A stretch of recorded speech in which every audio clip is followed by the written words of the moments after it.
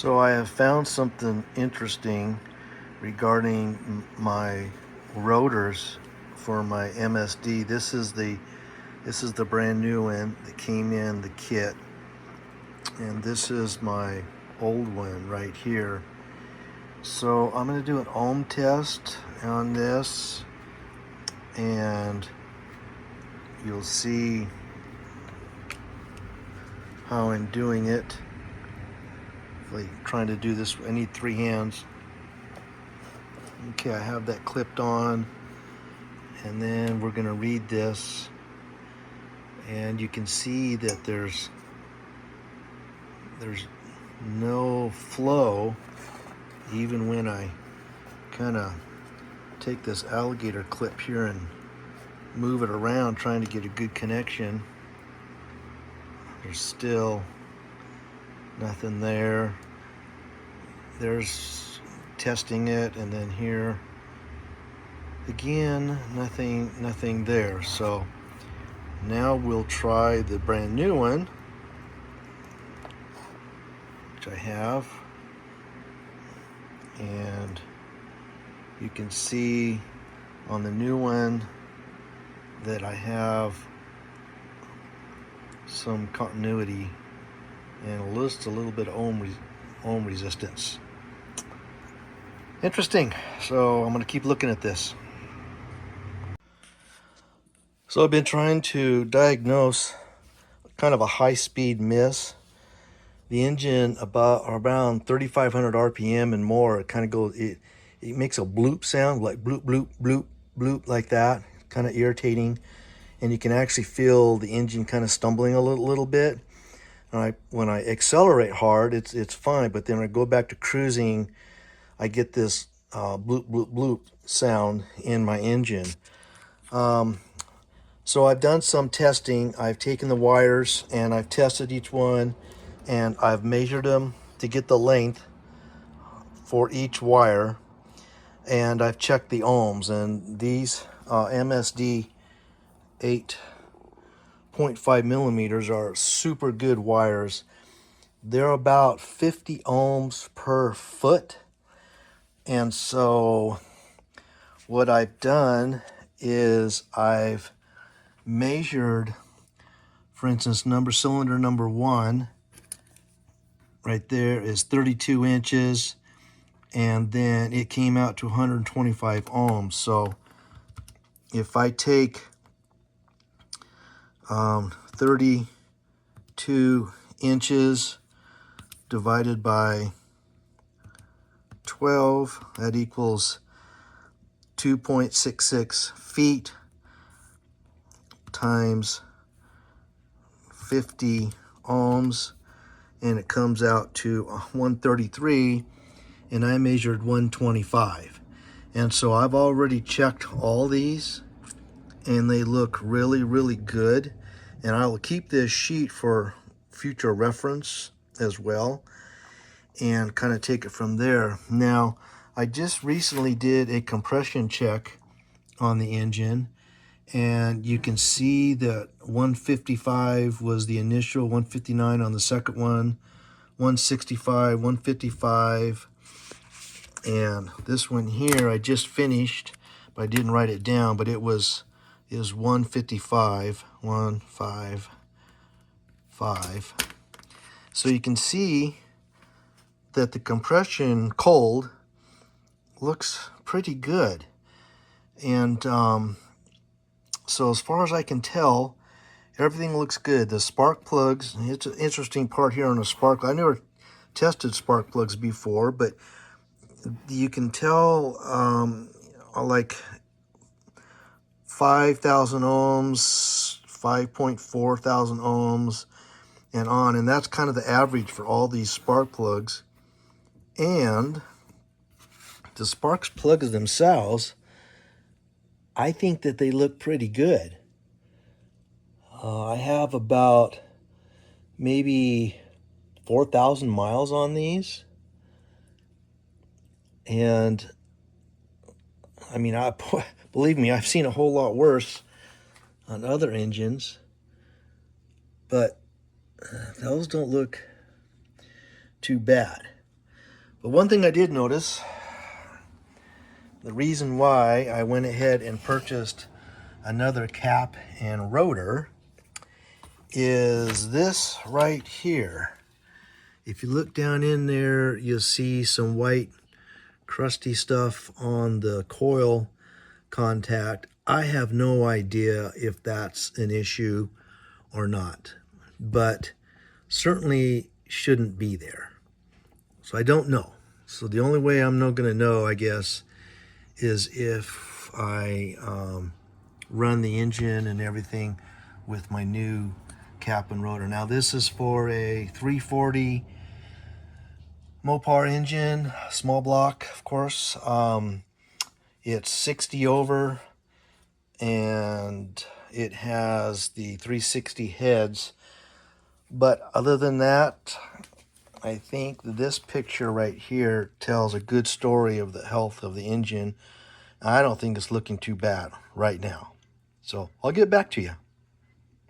I'm going to see if I can take this apart.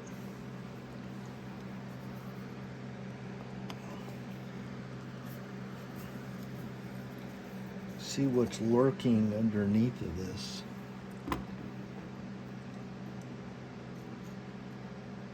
Boy, that's rusty. Lots of rust.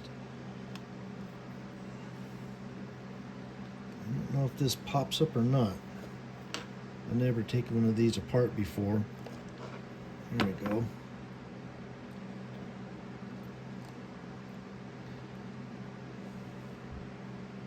Here's what it looks like.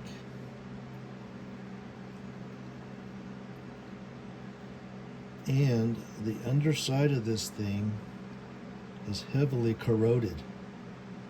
Really, really corroded bad. Interesting.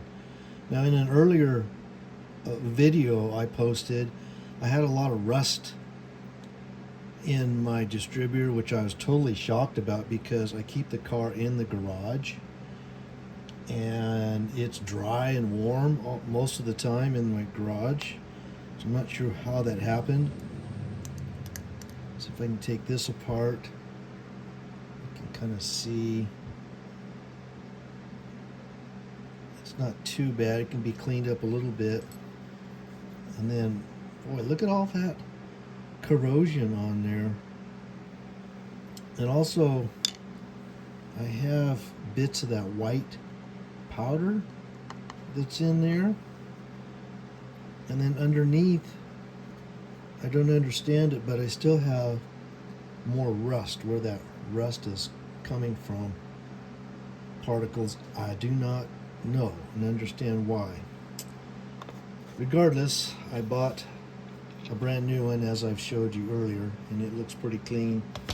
And I've also have the brand new one which we just tested, and it looks good. So I'm gonna clean this up and see maybe I can't fix it. So I just have some leftover 220 grit paper here from another project. I'm gonna see what I can do to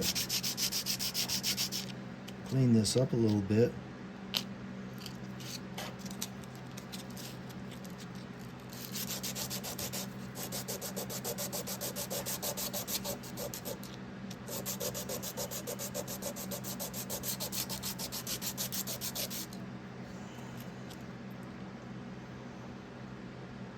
A little bit better. We'll do the other side.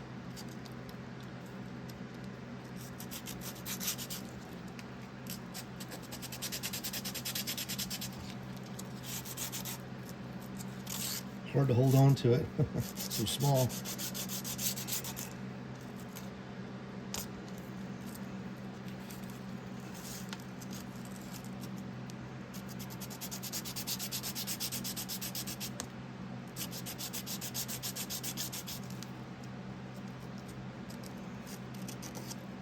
All right, it looks a lot better.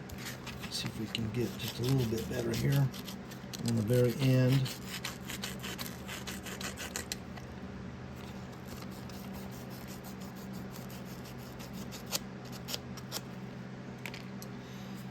Okay, so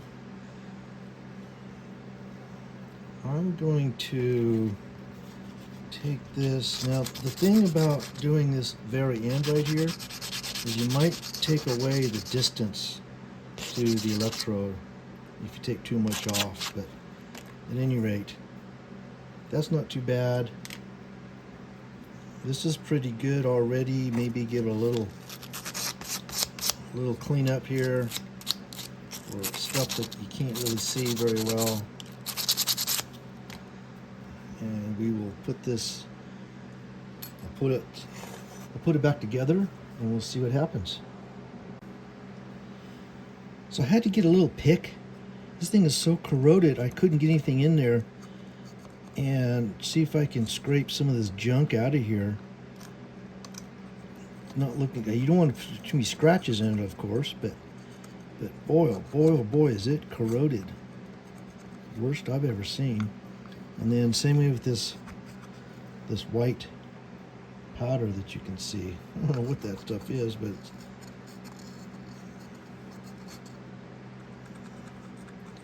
okay, I'll get this cleaner and I'll put it back together and we'll do some testing.